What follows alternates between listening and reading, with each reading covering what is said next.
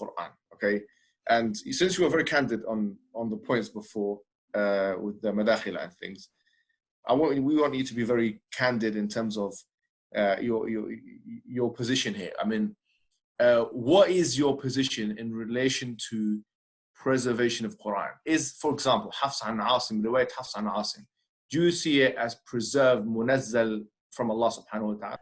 This issue of ahruf and qira'at has troubled the ummah from the very beginning of times, nothing new. And there are 15 opinions about this. None of them fully answer all of the questions that are raised. Some of them answer more than others. What was the crisis? I mentioned it, referenced it, but I never explicitly said it. Why didn't I say it? Because it should not be said in public. But unfortunately, these brothers, because they released the emails, so then I have to then get it. This was the issue. That the issue of ahruf and preservation and qira'at and relationships between them, these are very, very difficult issues. And the most advanced of our scholars, they're not quite fully certain how to solve all of the unanswered questions in there. As for the issue itself, every single student of knowledge knows, who studies ulum al-Quran, that the most difficult topics are ahruf and qira'at, and the concept of ahruf and the reality of ahruf and the relationship of the Uthmanic Mus'haf with the ahruf and the preservation of the ahruf. Is it 1? Is it 3? Is it 7? And the relationship of the qira'at to the ahruf. This is a topic that when you're the beginning student of knowledge, you're like, what is all of this going on here? When you go a little bit more, you learn to simply memorize what your teachers say and regurgitate it out. And you don't fully comprehend. When you do a deep dive is when things get very, very awkward and difficult. And this isn't new. This is from the time of the Sahaba. In the Sahih or the Hasan hadith of Ubay bin Ka'b, the hadith of the ahruf, that when the Prophet mentioned the issue of ahruf, and that there are different ahruf and whatnot, this is in the version of Muslim Imam Ahmad. Ubay bin Ka'b says, authentic hadith, فَدَخَلَ فِي نَفْسِي شَكٍّ. In my heart, a doubt came that I hadn't had about Islam since the days of Jahiliyyah. Is what you're saying the shak that came, or not the shak, but the crisis that you had was in relation to this question of the relationship between the ahruf and the qira'at, basically? No. The crisis I had wasn't that. The crisis I had was, well, yeah, wait, that was what generated. But what was the crisis? The crisis was very simple. And by the way, this is now a well-known open secret amongst many Muslim graduate students and academics around the world. And this is well-known. Traditional understandings of ahruf and qira'at cannot answer some of these pressing questions that are now being poked by our people outside of, by our academics, by their academics outside of the faith tradition. You see, in a Muslim environment, there's always some respect that we have for the Quran. We should. In a Muslim environment, we'll press a little bit and then we'll say, okay, khalas, sami'na wa ata'na. And that's great, alhamdulillah. When you go to academia, they don't have that red line. And they're going to just, you know, the famous story of the emperor with no clothes. They're going to just point out, no, that doesn't make any sense. Well, that's not true, and this and that. And they'll bring issues, which I'm not going to mention explicitly, that you know are true because they're in your own books. They're not inventing anything new. They'll bring you riwayat, and they'll bring you athar, and then you add to that very well-known issues of, I don't even want to be explicit. And then you bring on top of that makhtutat, and then. And it's very clear to you and to every single very advanced student and specialist that the standard narrative has holes in it. That's what I'm going to say. The standard narrative does not answer some very pressing questions. Okay? This is what I'm going to say. And but I think here we wait, let me finish this, Muhammad, because this is a very important point. I'll let you let me finish this. And by the way, if you are following online media and articles and whatnot, this is no longer hidden news. More and more professors and academics are writing stuff, and it's being publicized on Twitter in the last 2-3 years. I have had at least, I'd say, a dozen people tweet at me like specific articles like, how do you answer this? And, you know, about ulum al-Quran, about qira'at, about makhtutat, about issues, you know. These are now well known within the Western Academy, that they're bringing forth issues. Their level of now knowledge is leaps and bounds above what it used to be, you know, 100 years ago, you know. And by and large, our ulama in the Eastern world are not aware, by and large, of what's going on in the Western side of things. And they're not answering those questions in a manner that it needs to be answered. And this is something all of us that are in academia fully acknowledge. We actually have a list, by the way. I am involved with a group of people, 15 of them, which is especially all of us are Muslims, Hufad al-Quran, Qira'at, experts, and academic minded as well. Not everybody's Qira'at expert, but all of us are basically practicing Muslims, which is why I never brought this topic up myself. You will not find one lecture of mine about this issue. It should never be brought up in public. And I don't like these idiots, and they are idiots, wallahi, because they're the ones who caused this. In this issue, they're utter idiots who did something haram. And I don't like saying this. This is not something you discuss amongst the masses, ya akhi. It's not wise. You don't understand qira'at, let it be. It's wise. That's why I never did it. What is happening in the last few years is not me anymore. It's the Western academics. These problems are now becoming mainstream.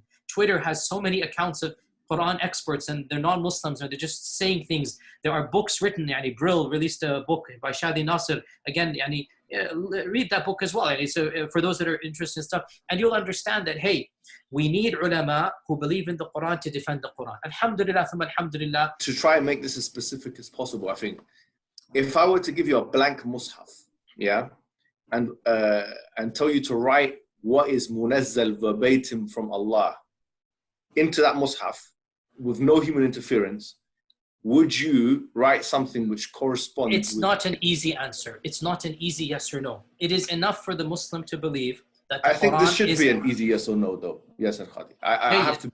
Okay, very, very well. So, yeah, Muhammad, after we get off this phone call, me and you, let's have a number of discussions. No problem. I'm very open with advanced students.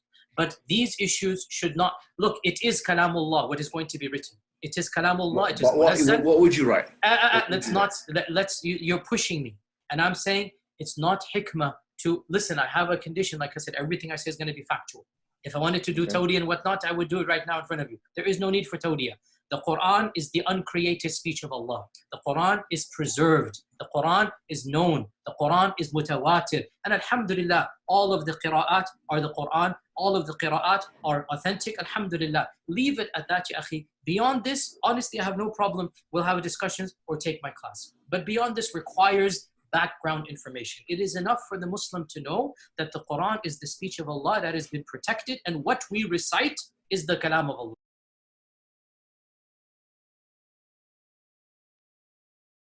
And they put it in there, let alone sanad and this and that, and the Sahaba were going to beat each other up because they didn't know, is this one saying it? Get the hell out of here. Get the hell out of here. And these weak Muslims in the West, sending me emails and this, I'm losing my face and I'm a hafiz, I'm losing, get the hell out. You are never a strong believer in the first place, you weakling. You're a weakling because you don't know your tradition. You're sitting there watching Netflix and you don't read the books of Islam. That's why you are where you are. That's why you are where you are, you imbecile. It's our fault. Why did Sheikh Yasir Qadi say that there were holes in the standard narrative? He made a mistake by saying that. He shouldn't have said this. He was talking to me as if he should, like we were in the classroom talking about the Qur'an's views. He told me that he believes in At-Tabari's view. He told me that he believes in At-Tabari's view. He doesn't believe in the Qur'an view. We said there's two major views. And he was talking about the holes in the Qur'an's view. And he was talking about the holes in Ibn Jazari's views and so on, which I agree there are holes in that view. So clearly, the disbelievers, they're looking for any words, a formulation of words to destroy Islam. And if Yasir Qadi has something more to say about that, then that will be published. But as far as I know, he's not saying something. He's saying that there's holes in the standard Qur'an. That's my reading of what he's saying. You see, that's my reading of what he's saying. But it really angers me. Yeah, it really angers me that there are some Muslims actually losing faith and some stupid non-believers who are enemies of Islam that are using that as some kind of evidence against Islam.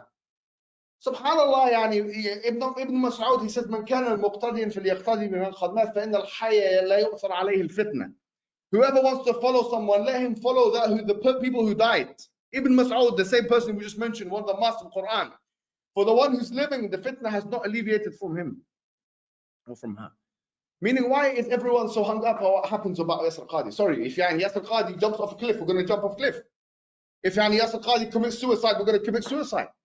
If Yasir Qadi, he did this, we're going to do that with him. And if Yasir Qadi become apostate, we're going to become apostates. And what's wrong with you, yani?